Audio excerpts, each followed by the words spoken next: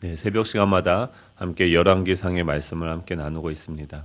열왕기상 1장부터 11장까지는 이 솔로몬을 중점적으로 다루어지고 있습니다. 그 솔로몬의 치세에 대해서, 그 가운데서도 5장부터 9장은 이 솔로몬 왕국이 최고로 번영했던 그런 시대를 보여주고 있고, 그 중심에는 성전 건축과 왕궁 건축 사건을 중심으로 다루고 있죠. 9장에 보면은 그 성전과 왕궁을 20년 동안 다 건축하기를 마쳤다라고 이야기합니다. 건축을 시작한 게 왕이 오른 지 4년째 되는 해에 시작을 했고, 건축이 완성되기까지 20년이 걸렸다고 한다면 지금 이 솔로몬이 왕위에 오른 지 24년이 되어졌죠. 그러니까 솔로몬이 40년 동안 전체 통치를 하게 되어지는데, 그 중에서 지금 24년을 맞이하고 있죠. 20세경에 이 솔로몬이 왕위에 올랐다고 하면 이제 40대 중반에 중년이 되어졌죠. 그리고 전체 통치 기간의 반을 좀 넘긴 그 시기에 솔로몬은 사람으로서 또 왕으로서 최고의 전성기를 보내고 있는 것을 보여줍니다. 그러나 10장부터는 이제 솔로몬의 11장부터는 솔로몬의 그 타락에 대한 신정 왕국의 변질을 다루고 있어요. 그러니까 5장부터 9장까지는 최고의 그 전성기를 향해서 치닫는 모습을 보여주고, 11장에서부터는 이제 점점 쇠퇴하고 하락하는 모습을 보여주고 있다고 하면, 오늘 본문 10장은 그 중간에 끼어 있죠. 10장은요, 솔로몬 왕국의 번영의 최정점을 이중적인 관점에서 보여줍니다. 이 하나님께서 솔로몬에게 지혜를 주시고 부와 그 명예와 모든 것을 다 허락해 주셨죠. 그것이 그들에게 어떤 방식으로 나타났는가. 그리고 오늘 본 1절부터 13절까지는 그 지혜와 더불어 부와 명성도 주시겠다고 하신 그 하나님의 약속이 최대치로 실현된 정점이라는 점에서 이 긍정적인 면으로 1절부터 13절까지는 이야기하고 있고, 또 다른 한편으로 내일 나타나게 될 본문에서는 솔로몬과 그 이스라엘이 이 물질적인 풍요로움으로 말미암아서 이 타락과 분열의 상황으로 치닫게 되어지는 그 분기점이라는 점에서 부정적인 의미를 갖고 있습니다. 그러니까 10장은 그 중간에 이 번성과 이 쇠퇴기의 그 중간에서 긍정적인 부분과 부정적인 부분들을 나누어서 이야기를 하고 있습니다. 1절부터 우리 3절까지 한번 같이 읽겠습니다. 시작. 스바의 여왕이 여호와의 이름으로 말미암은 솔로몬의 명성을 듣고 와서 어려운 문제로 그를 시험하고자 하여 예루살렘에 이르니 수행하는 자가 심히 많고 향품과 심히 많은 금과 보석을 낙타에 실었더라. 그가 솔로몬에게 나와 자기 마음에 있는 것을 다 말하매 솔로몬이 그가 묻는 말에 다 못한 것이 하나도 없었더라. 아멘. 이 솔로몬의 그 언약, 그 하나님께서 솔로몬에게 약속하신 것이 어떤 방식으로 그 안에서 이루어졌습니까? 그 지혜로, 그러니까 여호와의 이름으로 말미암은 솔로몬의 명성이 이제 스바라는 지역, 그 스바 여왕에게까지 들리게 되어져서 그들이 와서 듣게 되어지고 보게 되어진다는 것이죠. 이 9장 1절, 그 역대하 9장 1절에 보면은 그 병행 구절인데, 여기서 보면은 그 오늘 본문에서 보면은 어려운 문제로 그를 시험하고자 하여라고 이야기하고 있고, 또 그가 솔로몬에게 나와 자기의 마음에 있는 것을 다 말했다라고 이야기를 하고 있는데요. 역대하 9장 1절에 보면은 그 community with him, 그러니까 그녀가 그와 함께 말하였다라고 이야기합니다. 그러니까 이것이 뭔가 시험을 하는 어떤 목적에서 왔다기보다 그가 와서 솔로몬에게 자기가 가지고 있던 그런 질문들, 그 난제들을 가지고 와서 그와 깊은 대화를 나누었다라고 이야기하는 것이죠.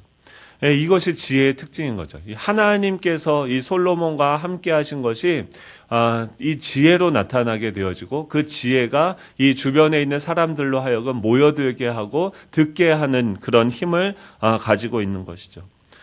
이 성경에 보면은 그 마가복음 1장에 봐도 똑같은 장면이 나옵니다. 예수님이 이 땅에 오셨을 때요, 사람들이 그 예수님에게 나오죠. 병에 대해서 묻고 또 인생에 대해서 묻고, 마가복음 1장에 보면은 그 수많은 사람들이 들어와서 예수님이 그 집에 거하고 계시니까 들어갈 틈도 없이 사람들이 몰려들고 듣게 되어지는 일이 일어나는 거죠. 이 일들이 어디요? 이 솔로몬 안에서 하나님의 그 약속으로 말미암아서 이루어진 거죠. 첫 번째로 우리가 기억해야 되는 것은 지혜의 근원이신 예수님이 이미 우리 안에 계시다는 것을 우리는 기억해야 된다라는 것입니다. 이 성경 안에는요, 모든 지혜가 다 들어있어요. 이 모든 그 지혜를 듣기 위해서 인생의 그 질문들을 가지고서 와서 이 솔로몬에게 듣겠다는 것은 무엇입니까? 그 지혜가 이 솔로몬에게 있다라는 거죠. 이런 지혜가 우리 존재를 통해서 전파되는 저와 여러분이 되기를 축복합니다. 우리 사춘기 때 고민하는 게 뭡니까? 우리의 존재를 고민하는 거죠. 전에는 부모님의 이야기를 듣고 그것으로 고민할 필요가 없었어요. 그런데 이제 머리가 크다 보니까 사회에서 독립적인 개체로서 자신을 인식하다 보니까 이제 그 사회 속에서 살아갈 그 자신은 누구인가, 어떻게 하면 잘 살 수 있는가를 이제 독립적인 그 성인이 되기 전 단계로서 본인의 존재를 고민하는 시기가 사춘기인 거죠. 즉, 이 사춘기 아이들이 고민하는 건 뭐예요? 내가 누구인지를 묻는 거죠. 그랬을 때 성경은 뭐라고 이야기합니까? 세상 사람들은 뭐라고요? 왜 애들이 학교 가서 그 머리를 노랗게 물들이고 그 아이들을 쫓아가게 되어집니까? 부모에게 와서 물는 거예요. 내가 누구인지에 대해서 묻는데 그런 거를 이야기해 주는 것이 아니라 공부나 해. 대화가 되지 않아요. 집안에서는 나의 이 질문들이 있는데 그걸 들어주는 대상이 없어요. 그리고 그 사회를 보면은 사회가 이제는 그냥 교과에서 얘기하듯이 착하게 살고 정직하게 살면은 살아갈 수 있는 세상이 아니다라는 것을 자신의 삶에서 느끼는 거죠. 불합리함과 또 이 힘이 지배하고 있는 이 세상의 그 질서 속에서 본인은 어떻게 자신의 존재를 입증할 것인가를 고민하게 되어지는 거죠. 그래서 그 사람들을, 그 친구들을 따라가는 건데 그 똑같은 질문이죠. 나는 누구인가? 우리 인간은 어떤 존재입니까? 성경은 너무나도 명확하게 이야기하고 있죠. 하나님의 형상으로 지음을 받은 존재다. 인간은요, 흙으로 만들었죠. 물질로 되어져 있죠. 구성이 되어져 있죠. 근데 그 물질 속에 하나님의 영이 부어졌죠. 그러니까 인간은요, 이 세상에 유일하게 영적인 존재이며 물질적인 존재인 거죠. 하늘과 이 땅을 연결하여서 그 하늘의 그 영적인 세계의 그 삼위 하나님의 그 질서와 나라를 이 물질 세계에 이루는 그런 특별한 존재인 거죠. 하나님의 형상으로 지음을 받은 그런 존재로서 우리 인간에 대해서 이야기를 하는 거죠. 그래서 인간은 어떻게 해요? 이 물질로만 만족할 수 없고 그 하늘로부터 오는 그 만나, 하나님의 말씀, 우리의 근원이신 그 하나님을 봄으로 말미암아서 그 공동체를 알아가고 우리 존재를 알아가고 우리가 살아가는 방식들을 배워가게 되어지는 거죠. 그런데 지금 세상은 어떻습니까? 지금도 계속 우리 존재에 대해서 질문하고 있죠. 우리 인간은, 철학은 아직도 인간은 어디로부터 와서 어디로 가고 있는지 묻죠. 불교는 뭐라고 이야기합니까? 현세도 모르는데 어떻게 내세에 대해서 나에게 물어보느냐라고 물어보죠. 철학은요, 그 질문을 하는 걸 이제 포기했어요. 그냥 이 땅에서의 삶, 윤리적인 부분들만 다루어가는 거죠. 어떻게 그냥 머리 아픈 거 빼고 지금 어떻게 실존적인 영역에서의 이야기들만 하고 있죠. 하지만 기독교에서는 뭐라고 얘기합니까? 예수님이 내가 길이요, 진리요, 생명이다. 아주 심플하게 명확하게 이야기하죠. 어디로부터 와서 어디로 갑니까? 예수님이 뭐라 합니까? 아버지께로부터 와서 아버지께로 간다. 모든 인류는요, 지금 어디로부터 왔어요? 아버지께로부터 왔죠. 그리고 어디로 갑니까? 아버지께로 가요. 예수님을 믿든지 안 믿든지 모든 인생들은 지금 아버지께로 향하여서 가고 있는데 그 영혼은 그것을 너무나도 명확하게 알기 때문에 하나님과 관계가 좋지 않는 사람들은 모든 인생이 불안한 거죠. 이 물질 세계의 어떠함과 상관없이 그 영혼의 그 결핍함이 그들 안에서 두려움과 염려의 감정들을 계속해서 생산해내는 거죠. 그런데 이런 질문들이 이 스바 여왕에게 없겠습니까? 이 땅에 살고 있는 그 영혼들에게 없겠습니까? 그런데 그 질문에 대한 답이 이 계시로서, 이 성경으로서, 이 하나님의 말씀으로서 우리에게 이미 주어졌다는 거예요. 왜 우리 안에 이런 분노가 있는가? 왜 이런 수치심이 있는가? 왜 나는 계속해서 그 사람들만 보면 그런 거절 감정을 느끼는가? 심리학에서 계속 고민하고 이야기하는 거 아닙니까? 이 분노에 대해서 이야기하고 있지 않습니까? 성경은 그 원인이 뭐라고 합니까? 아주 명확하죠. 죄라고 이야기하죠.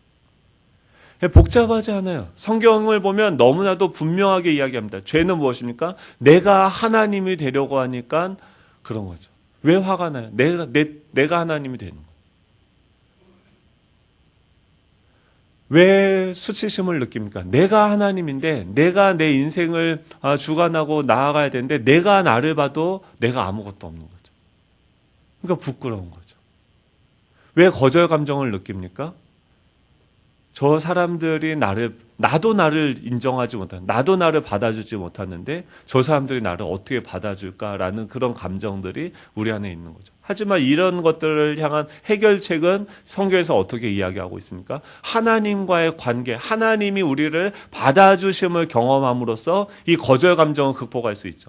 하나님이 덧입혀 주시는 그 의로움을 우리가 입었음을 믿음으로 말미암아 나의 수치심을 하나님이 이미 그 가죽옷으로 지어 입히셨고 예수 그리스도의 의로 이미 입혀주셨다는 것을 우리는 믿게 되어진 거죠. 우리의 신분은요, 하나님의 자녀가 되어졌죠.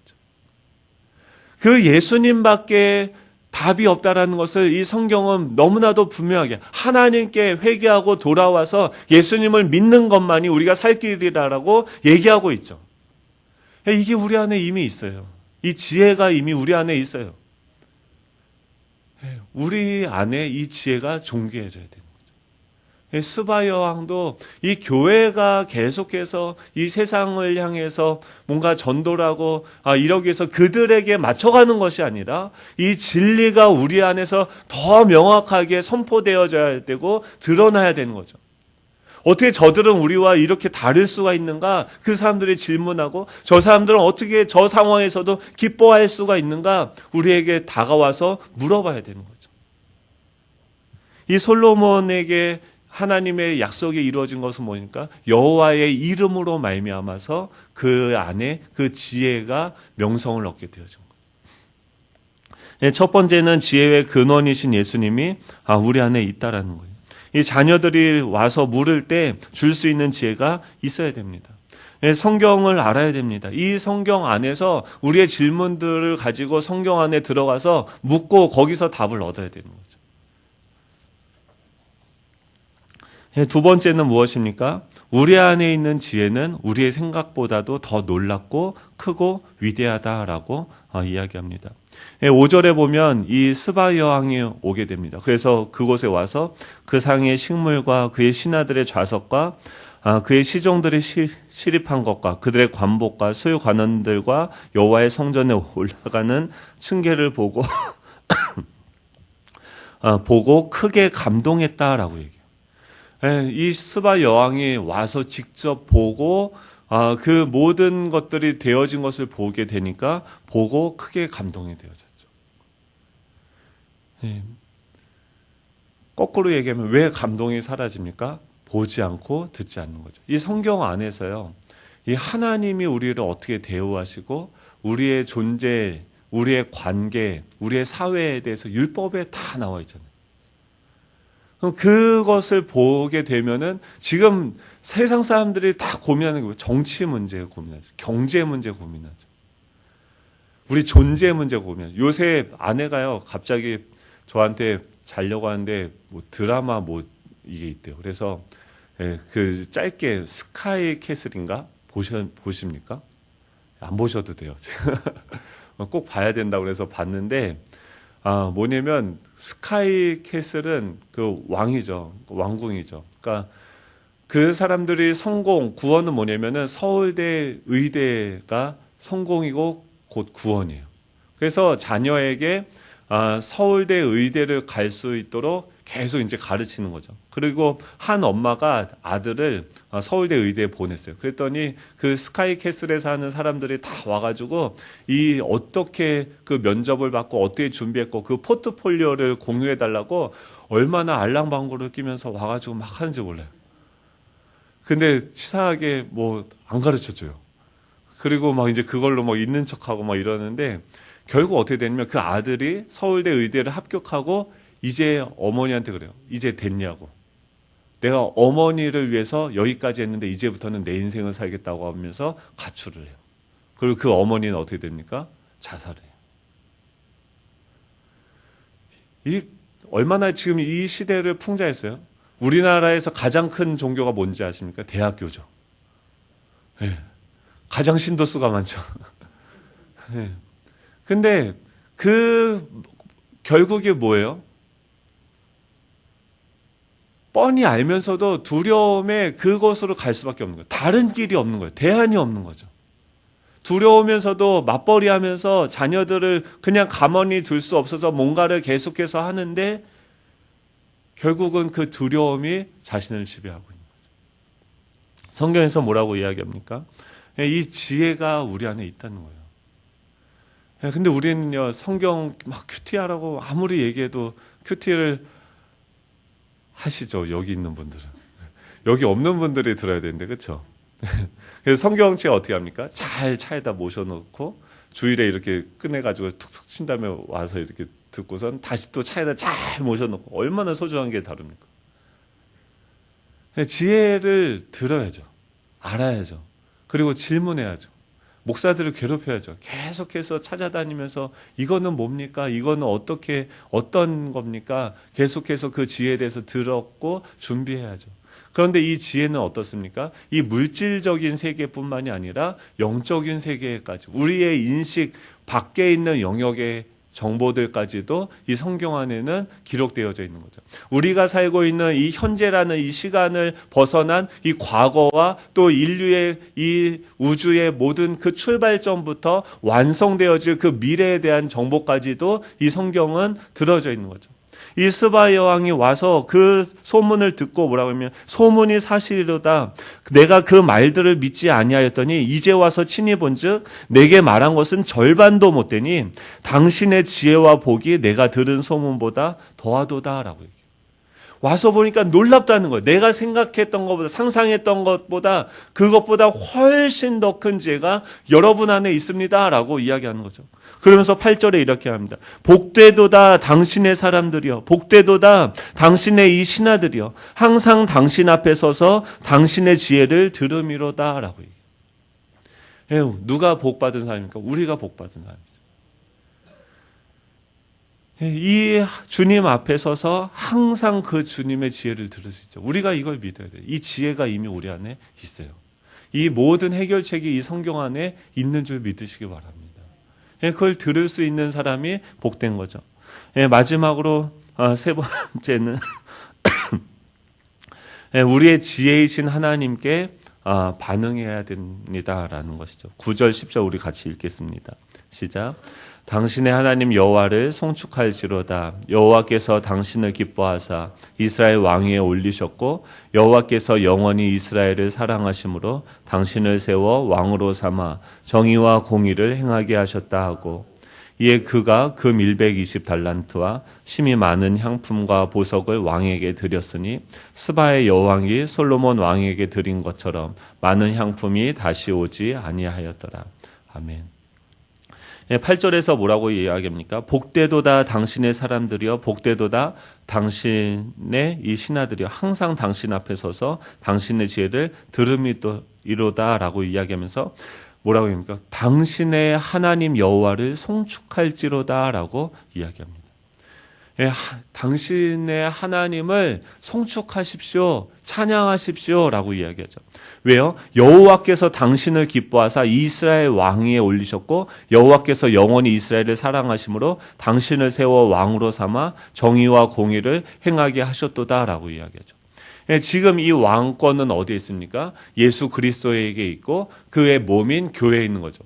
우리를 이 왕으로 세워서 이 땅에 정의와 공의를 행하게 하셨죠. 하나님이 우리를 지금 통하여서 이 세상을 다스리게 하신 거죠. 그래서 우리는 마땅히 무엇을 해야 됩니까? 하나님을 송축해야 되는 거죠.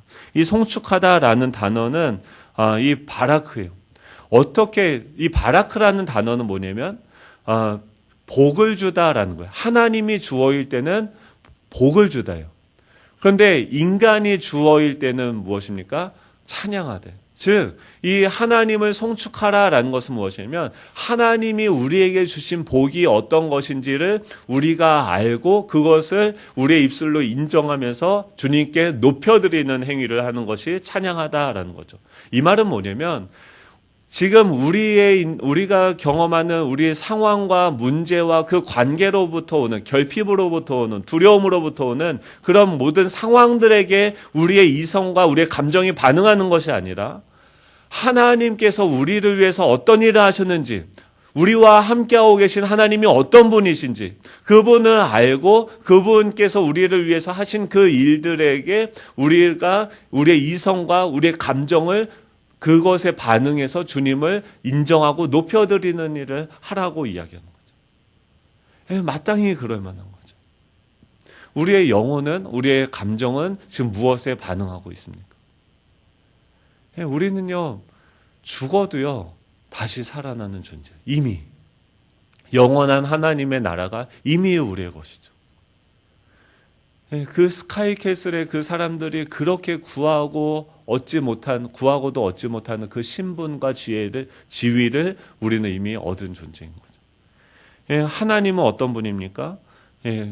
우리의 지금 자녀들이 지금 떨어져서 자고 있잖아요. 근데 그곳에도 주님은 함께하고 계신 무소부재하신 하나님이죠. 전지전능하신 하나님이죠. 전능하신 하나님이죠. 그 하나님이 우리와 함께하고 계시고 우리의 목자가 되어주시고 우리의 삶을 인도하고 계시다는 것, 이것을 믿는 거죠. 그리고 그것을 인정하고 거기에 반응하는 거죠. 두려움과 염려가 있습니까? 시편 28편 6절 7절 이렇게 합니다. 여호와를 찬송하며 내 간구하는 소리를 들으심이로다. 여호와는 나의 힘과 나의 방패이시니 내 마음이 그를 의지하여 도움을 얻었도다. 그러므로 내 마음이 크게 기뻐하여 내 노래로 그를 찬송하리로다. 우리의 기도를 주님은 지금 듣고 계시죠. 우리의 마음이 무엇에 반응해요? 우리의 힘과 나의 방패와 내 도움이 되시는 그 여호와께 반응해야 되는 거죠. 말씀을 정리합니다. 하나님의 지혜가 이미 우리 안에 있습니다. 이 지혜는 우리의 생각보다 훨씬 크고 놀랍습니다. 세 번째는 이 지혜에 반응하고 주님을 찬양하는 저와 여러분이 될 때 어떻게 됩니까? 스바의 여왕이 오는 거죠. 우리 주변에 있는 사람들이 우리에게 듣기 위해서 오는 거죠. 그 말씀에 반응할 때 하나님의 영광을 나타내는 우리 교회가 될 줄로 믿습니다. 기도하겠습니다. 하나님 감사드립니다.